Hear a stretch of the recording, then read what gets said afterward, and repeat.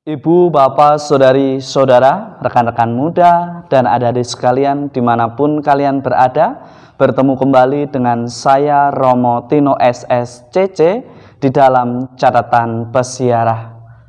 Di dalam perjalanan kehidupan, seringkali karena kita merasa kecil, kita enggan melakukan perbuatan, pekerjaan yang dikehendaki oleh Tuhan kepada kita untuk kita lakukan hanya karena kecil.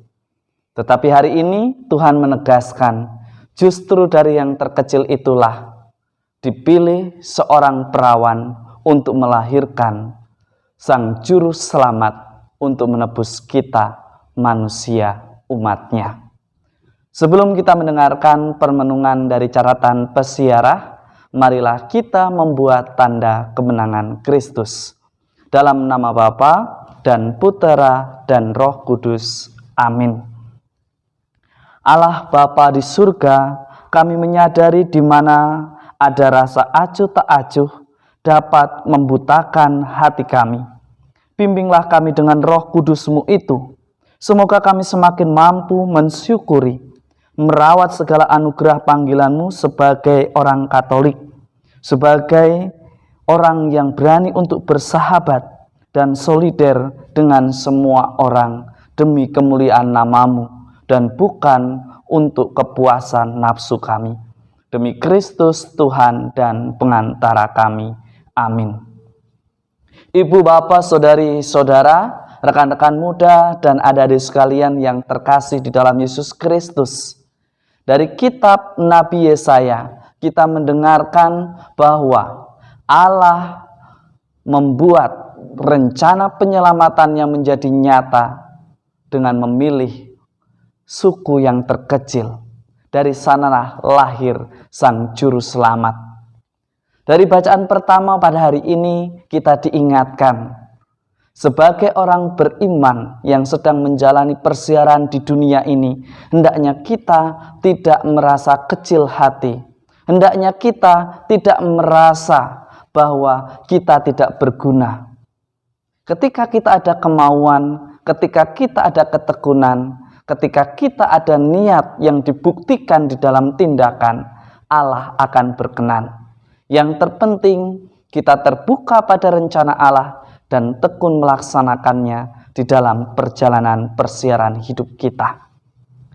Di dalam bacaan Injil pada hari ini dari Injil Lukas, kita mendengarkan kisah malaikat Gabriel menjumpai Maria dan membawa kabar sukacita. Maria menerima kabar itu di dalam kepasrahan. Dia menerima di dalam totalitas. Ia menjawab ya tidak hanya dalam keindahan kata, tetapi juga di dalam diam. Dia berusaha dengan tekun mengerti, menjalani, dan memahami apa yang menjadi rencana Allah di dalam perjalanan hidupnya. Ia tidak mengajukan suatu keberatan karena Maria yakin bahwa Allah akan memberikan kekuatan kepadanya dan akan memberikan jalan kepadanya. Tetapi seringkali yang terjadi ketika kita menjawab panggilan Tuhan, ya saya mau menjadi seorang religius, ya saya mau menjadi keluarga, ya saya mau hidup sendiri tanpa mengganggu yang lain. Tetapi di dalam perjalanan kita bertanya, apakah Tuhan menyertai kita? Apakah Tuhan akan memberikan jalan yang mudah? Tetapi seringkali kok sepertinya ketika kita menjawab ya, perjalanan kita menjadi berat. Yang tadinya baik-baik saja, yang tidak baik menjadi kelihatan setelah saling menerimakan sakramen perkawinan, setelah mengungkapkan janji di depan altar suci. Seringkali tantangan datang silih berganti menempa hidup kita. Apakah kita menjadi pribadi yang setia atau tidak? Apakah kita hanya menjadi pribadi yang mudah mengumbar janji dengan jawaban ya, tetapi tidak ada bukti nyata? Bunda Maria mengajarkan kepada Anda dan saya serta kita semua untuk berani mengatakan sesungguhnya aku ini hamba Tuhan, terjadilah padaku menurut perkataanmu itu.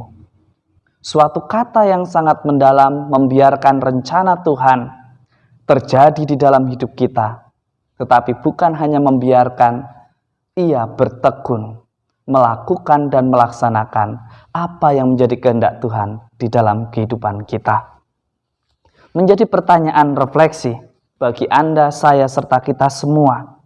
Apakah kita sudah dengan tekun dan setia melakukan apa yang menjadi rancangan Tuhan di dalam hidup kita?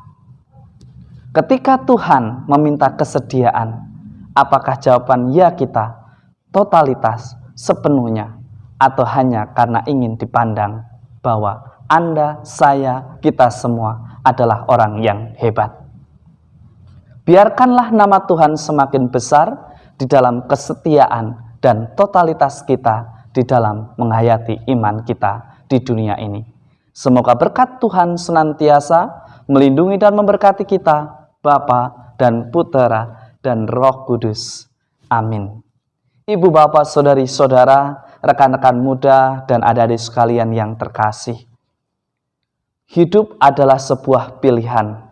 Ketika kita menjawab ya, mestinya kita setia dan mengerti jawaban ya kita yang sudah kita ungkapkan di hadapan Allah, di hadapan para saksi, dan di hadapan umat Allah. Entah sebagai seorang religius, sebagai seorang klerus, sebagai orang yang berkeluarga, dan sebagai orang yang memutuskan untuk tidak menikah.